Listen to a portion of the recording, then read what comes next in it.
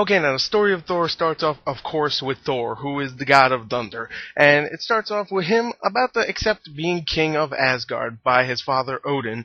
And before that happens, something happens where he goes to this different world where a whole bunch of frost giants and screws something up where now the frost giants and Asgard are going to war. And because of this, Odin says, "You are now banished, you are not even king, you are nothing, you blonde-haired faggot. Get down to earth." And he goes whoosh, he goes to Earth. He has no powers. He's like, whoa. Natalie Portman hits him with his car. He's like, damn, Black Swan's beating me up. Freaking Hannibal Lecter's hurting me and telling me I'm worthless. And then, of course, Thor has to go and, I don't know, do stuff to become Thor again, I guess.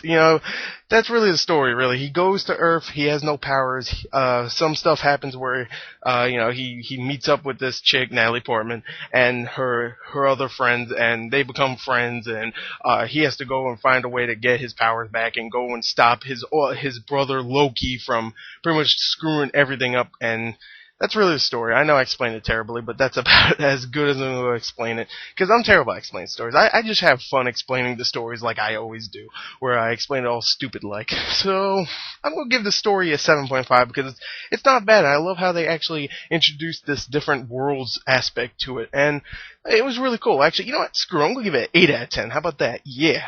Screw 7.5. Anyway, let's go on to the acting of Thor. Alright, now, the acting of Thor is actually surprisingly fantastic. I really enjoyed the acting of this film. Of course, you have Chris Hemsworth, who plays Thor, who is, not very noticeable actor before, but here it's definitely good to get him noticed because he's actually really good as Thor. I really liked him in this film. In the beginning, not so much because he was a douchebag, but later on you definitely grow on this character and you really like him. Natalie Portman doesn't phone in her performance like she was in Your Highness. In this one, I thought she was really good. She plays Jane Foster, the love interest. I thought she was really good. Tom Hiddleston plays Loki, he's pretty much the bad guy of the film.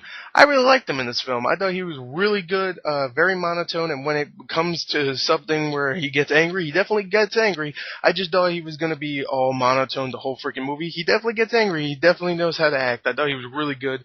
Anthony Hopkins plays Odin. It's Anthony Hopkins. He's awesome. Love Anthony Hopkins. Stellan Skarsgård plays Eric, pretty much the helper of Natalie Portman. He comes and helps her around and stuff. They're friends, whatever. He's good. I like Stellan Skarsgård. Always did. I thought he was great in this. And Kat Dennings, who plays the kooky sidekick, who is not that funny, but she's not that bad, and she's hot, so I'll give her that. So anyway, I thought the acting was great. You have a whole bunch of other people like Idris Elba, Colm Feore, Ray Stevenson, Clark Gregg, who plays the agent from Iron Man 2. I thought the acting was great. I'm going to give it a 9 out of 10. Let's go on to the action and the special effects of the film. Okay, now the special effects and the action of the film. Let's talk about the special effects first. The special effects were actually, I thought, amazing. I really did think so. There was only one thing in the special effects department but that I didn't really like, and that was the big frost giant. You've probably seen it in the trailer where it was like this big hulking dog-like frost giant that came out, and I thought it was a little too special effect-ish. Everything else was actually really well done. All the things Thor does with his hammer and all the storms that he causes and stuff like that, all the damage that he makes, looks amazing. The Destroyer in the film, which is not really the main bad guy, but it's the thing that came out and Thor's like, oh god, I have no power, blah blah blah. It was amazing looking. It really was. The Destroyer looked awesome. I thought it really did. I think it even looked a little better than how Iron Man looked in Iron Man 1 and 2. I actually really do think so. It looked really good. I love how that thing walked around. I thought it was great. I did. I thought it was a great looking special effect. All the other special effects, there's some here that are practical, like the other Frost Giants, the human kind of looking ones. If you've seen Thor, you know what I'm talking about. The human ones where they're just walking around, they're all, at least they look practical. Maybe they're practical with a little CG cover-up, but they're all practical, and they just look like people in like a purple prosthetic suit, and it looks really good. It really does. It definitely blends well with the special effects in the background, and I just thought the special effects were great. Now let's talk about the action.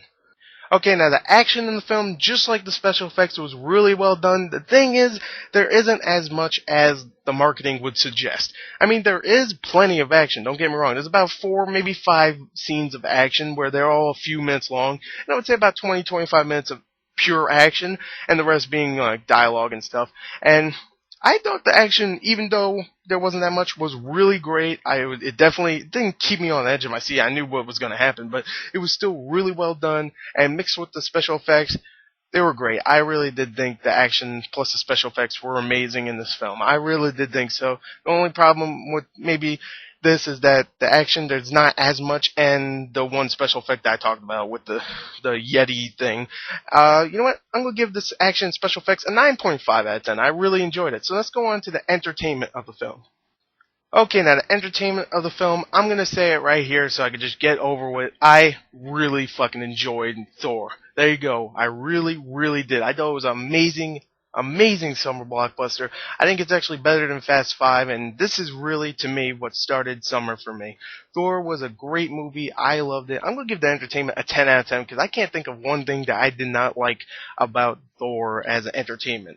Everything, maybe a little bit of dialogue here and there didn't bother me. I really thought entertainment was a 10, and if I had to go overall, if I scored everything, it will be a 36.5 out of a 40. So there you go. I really enjoyed Thor. I thought it was a great freaking movie. Very surprising. There you go. There's my review. Thank you and goodbye.